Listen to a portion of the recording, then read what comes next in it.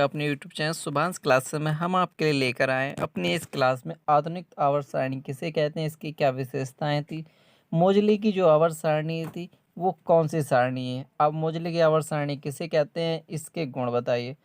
तो वीडियो को पूरा लास्ट तक देखिएगा। हम चर्चा करेंगे आधुनिक आवर्त सारणी किसे कहते हैं, उनकी विशेषताओं के बारे में।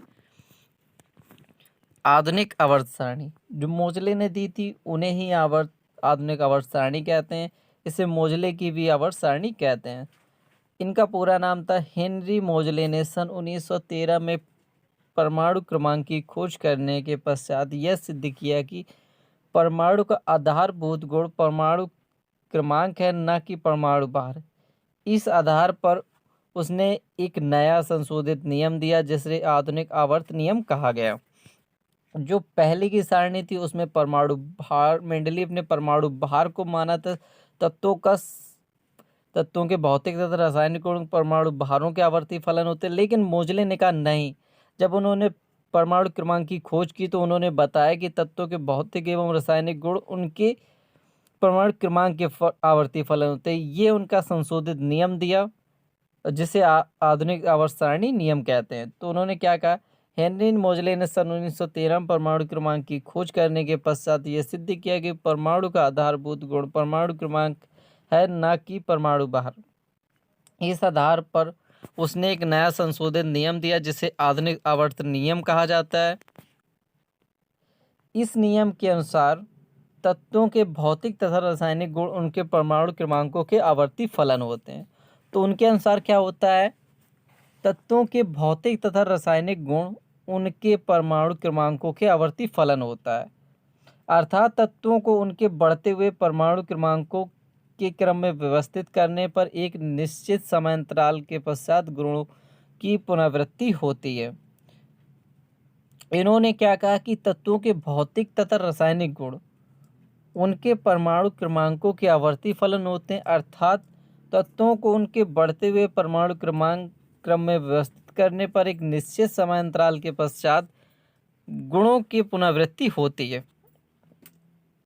इन्होंने कहा तृतीय आवर्त के तत्व प्रारूपिक तत्व कहलाए। इनके अनुसार तृतीय आवर्त के तत्व प्रारूपिक तत्व कहलाए क्योंकि ये अपने अपने वर्गों के मुख्य लक्षणों को प्रदर्शित करते हैं।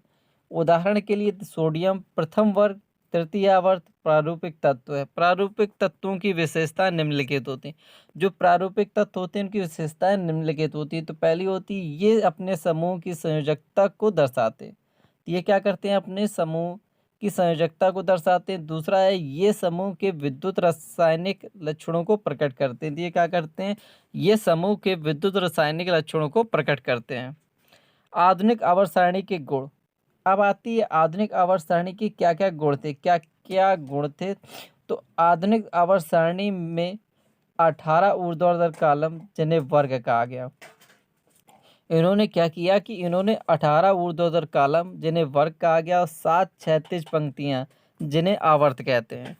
तो इन्होंने सारणी कैसे तैयार की, यह सारणी के क्या गुण थे। इन्होंने 18 ऊर्ध्वाधर कॉलम खींचे जिन्हें वर्ग कहा जाता है और 7 क्षैतिज कॉलम खींचे। तो उन्होंने क्या किया, 18 ऊर्ध्वाधर कॉलम खींचे ऐसे और 7 क्षैतिज कॉलम। इनके बाद जो ये डब्बे प्राप्त हुए इनमें इन्होंने तत्वों को रखा।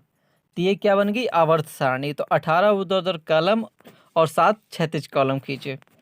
और वर्ग की क्या विशेषता होती है, जो उन्होंने 18 कॉलम खींचे जिन्हें वर्ग कहा गया, तो वर्गों की क्या विशेषताएं होती है। तो वर्गों की निम्नलिखित विशेषताएं। पहली विशेषता क्या, वर्गों को उपवर्गों में विभाजित नहीं किया गया। तो क्या किया गया, वर्गों को उपवर्गों में विभाजित नहीं किया गया। किसी वर्ग के सभी तत्वों के संयोजी इलेक्ट्रॉनों की संख्या समान होती है। तो क्या होता है, किसी वर्ग के सभी तत्वों के संयोजी इलेक्ट्रॉनों की संख्या समान होती है।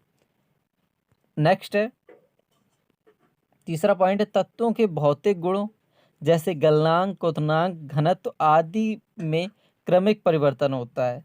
क्या होता है, तत्वों के भौतिक गुणों जैसे गलनांक, क्वथनांक, घनत्व आदि में क्रमिक परिवर्तन होता है। और लास्ट पॉइंट है किसी वर्ग के सभी तत्वों की संयोजकता समान होती है। तो एक वर्ग के सभी तत्वों की जो संयोजकता होगी जैसे +1 बनाने की संयोजकता है तो सब में +1 ही आएगा। तो यानी किसी वर्ग के सभी तत्वों की संयोजकता समान होती है। 1 है तो 1 है, 2 है तो 2 होगी। आवर्तों की विशेषता, जो 7 हमने क्षैतिज कॉलम खींचे या क्षैतिज पंक्तियां बनाई, उन्हें क्या कहा गया? आवर्त कहा गया। क्या गया? आवर्त कहा गया। उन आवर्तों की क्या क्या विशेषताएं? तो पहली विशेषता, आवर्त में तत्वों के संयोजी इलेक्ट्रॉनों की संख्या समान नहीं होती है, परंतु कक्षकों की संख्या समान होती है।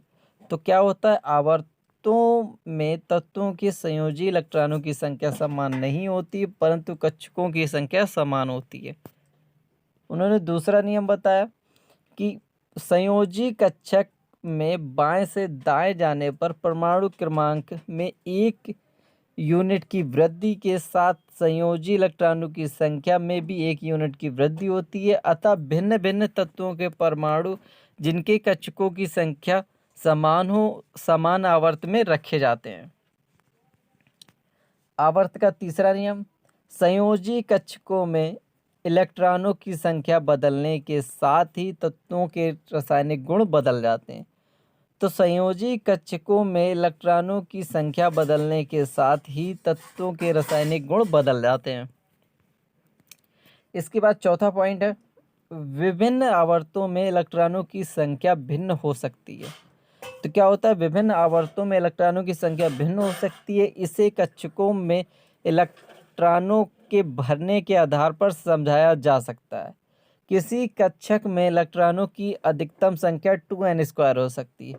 तो किसी कक्षक में इलेक्ट्रॉनों की अधिकतम संख्या कैसे निकाल सकते हैं? 2n² से। क्या कर सकते हैं? 2n² से निकाल सकते हैं। जहां n क्या होता है? दिए गए परमाणु के कक्षकों की संख्या होती है। तो n क्या होता है? दिए गए परमाणु के कक्षकों की संख्या होती है। तो जैसे k कक्षक या कोष होता है तो k का मान कितना होता है? 1। n का मान कितना रखेंगे? 1। तो 2 1 का स्क्वायर बराबर 2, अति लघु। l कक्षक कोष 2 और 2 का स्क्वायर तो 2 4 4 दूनी 8, ये लघु आवर्त। m कक्षक या कोष 2 गुणे 3 का स्क्वायर, 3 का स्क्वायर 9 9 दूनी 18, तो ये क्या हुआ? दीर्घ आवर्त। परंतु क्या होता है? अंतिम कक्षक में अधिकतम केवल 18 इलेक्ट्रॉन हो सकते हैं। तो क्या होता है? अंतिम जो कक्षा होती है उसमें केवल 8 इलेक्ट्रॉन हो सकते हैं। कितने? 8। अंतिम कक्षा में केवल 8 इलेक्ट्रॉन हो सकते हैं, जिससे ये अपनी कक्षा पूरी कर लेता है। तो ये क्या होता है? अंतिम कक्षा में अधिकतम केवल 8 इलेक्ट्रॉन हो सकते हैं। पांचवा नियम है आवर्त का, चतुर्थ व पांचवें आवर्त में 18 तत्व होते हैं तथा इन्हें दीर्घ आवर्त कहा जाता है। चतुर्थ तथा पांचवें आवर्त में कितने कितने तत्व होते हैं? 18 18 तत्व होते हैं। इन्हें दीर्घ आवर्त कहा गया। छठवें सातवें में 32 32 तत्व हो सकते हैं। इन्हें अति दीर्घ आवर्त कहा गया। ये थी आधुनिक आवर्त सारणी, मोजले की आवर्त सारणी के तत्व वर्गों तथा आवर्तों की विशेषताएं। यदि वीडियो पसंद आया हो तो चैनल को सब्सक्राइब कर दीजिएगा, बेल आइकन को ऑन कर दीजिएगा। यदि आप इसे PDF में पाना चाहते हो तो गूगल में सर्च करिएगा www.subhansclasses.com। जैसे आप गूगल पर सर्च करेंगे www.subhansclasses.com, तो यहाँ से मिल जाएगी गूगल वेबसाइट, जहाँ से आप इसका फुल PDF सोल्यूशन प्राप्त कर सकते हैं। यदि आपने अभी तक हमारे टेलीग्राम ग्रुप को नहीं ज्वाइन किया हो तो टेलीग्राम पर सर्च करिएगा शुभांश क्लासेस। जैसे आप टेलीग्राम पर सर्च करेंगे शुभांश क्लासेस, वहाँ से हमारा मिल जाएगा टेलीग्राम ग्रुप, तो वहाँ से आप इसे ज्वाइन कर लीजिएगा। यदि आप किसी प्रकार का लेटर, एप्लीकेशन या पढ़ाई से संबंधित कुछ भी पूछना चाहते हो तो कमेंट करके बताइएगा। मिलते हैं नेक्स्ट वीडियो में, तब तक के लिए बाय बाय।